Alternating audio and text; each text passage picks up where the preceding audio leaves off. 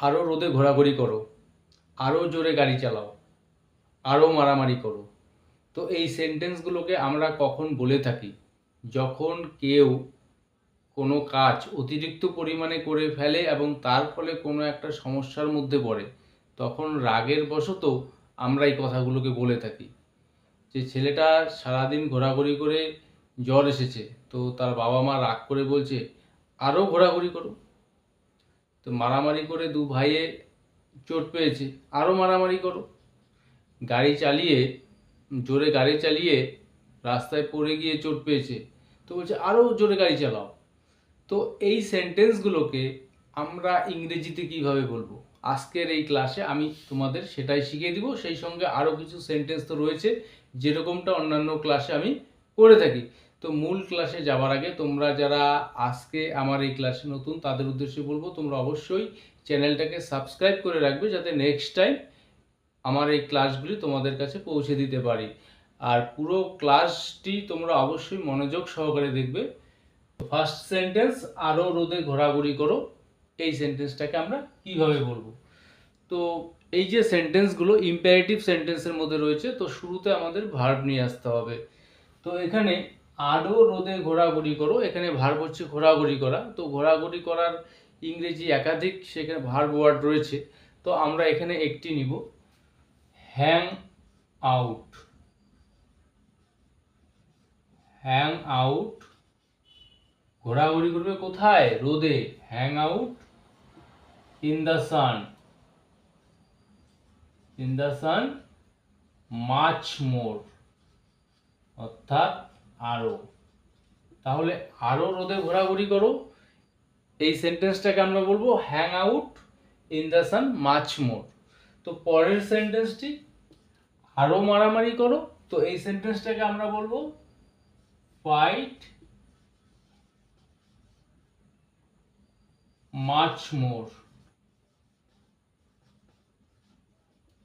আরো মারামারি করো। পরের সেন্টেন্সটি, আরো মোবাইল দেখো, মোবাইল দেখে মাথা ব্যথা হয়েছে, তো বলছে আমার মাথা ব্যথা করছে, তো বাবা মা বললো আরো মোবাইল দেখো।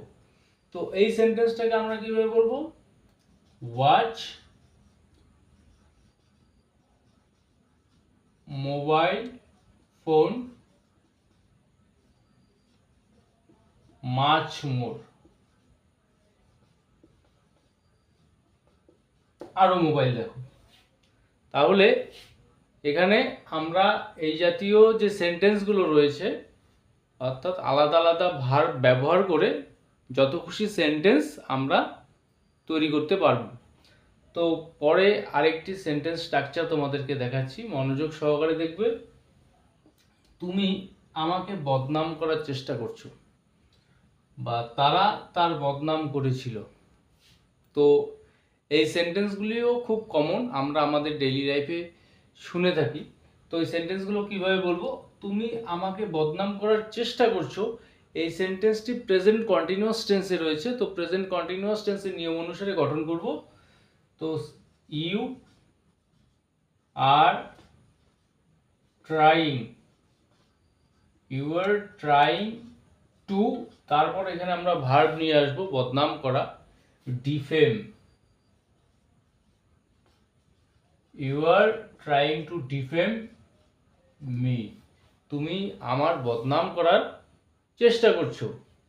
তো নেক্সট সেন্টেন্সটি, তারা তার বদনাম করেছিল। তো এই সেন্টেন্সটি সিম্পল পাস্ট টেন্সে রয়েছে। তো এই সেন্টেন্সটাকে আমরা কিভাবে বলবো?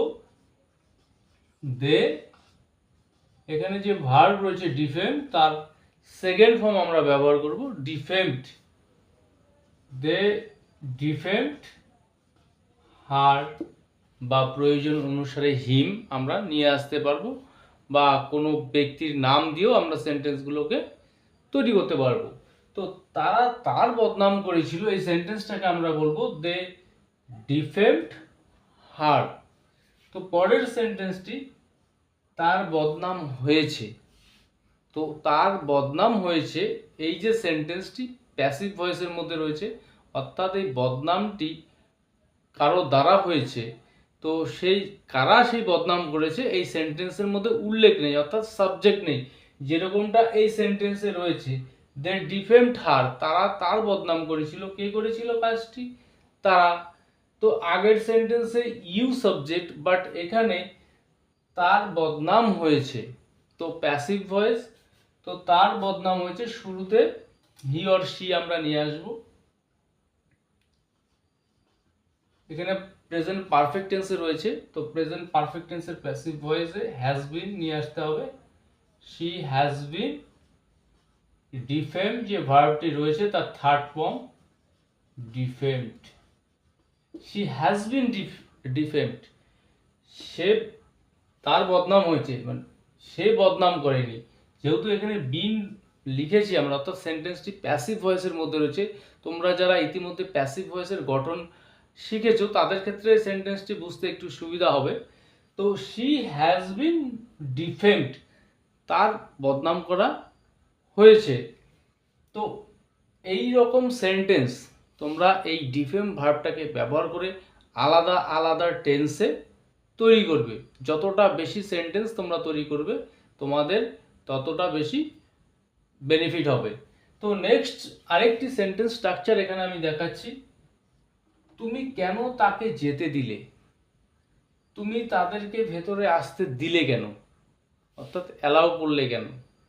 তো এই সেন্টেন্সগুলোকে আমরা কিভাবে বলবো? তো তুমি কেন তাকে যেতে দিলে, এই সেন্টেন্সটি সিম্পল পাস্ট টেন্সে রয়েছে। তো এখানে এই সেন্টেন্সটাকে আমরা কিভাবে বলবো? Y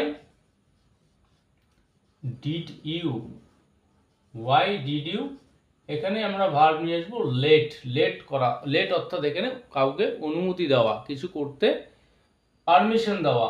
Y did you let him অথবা her, why did you let him go, তুমি কেন তাকে যেতে দিলে? তো এই স্ট্রাকচার অনুসারে যদি আমরা বলি তুমি কেন তাকে বলতে দিলে, why did you let him tell বা লেট হার টেল, তো পরের সেন্টেন্স অনুসারে, পরের সেন্টেন্সটি তুমি তাদেরকে ভেতরে আসতে দিলে কেন, তো এই সেন্টেন্সটাকে আমরা বলবো ওয়াই ডিড ইউ লেট তাদেরকে them, why did you let them to come in, তুমি তাদেরকে ভেতরে আসতে দিলে কেন? তো এই স্ট্রাকচার অনুসারে আমরা প্রেজেন্ট ইনডিফিনিট টেন্সেও এরকম সেন্টেন্স, ইন্টারোগেটিভ সেন্টেন্স বলতে পারি।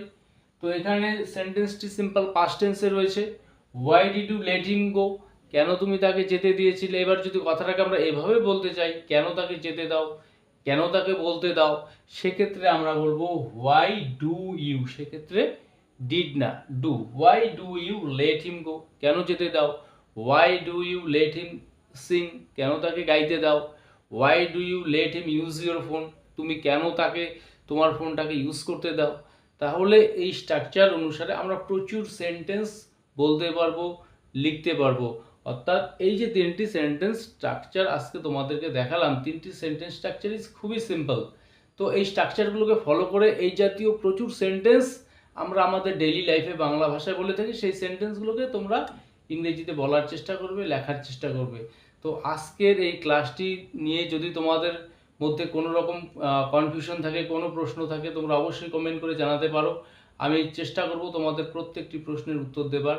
আর ক্লাসটি যদি ভালো লেগে থাকে তাহলে অবশ্যই এই ভিডিওটিতে লাইক, কমেন্ট ও শেয়ার করতে একদমই ভুলবে না।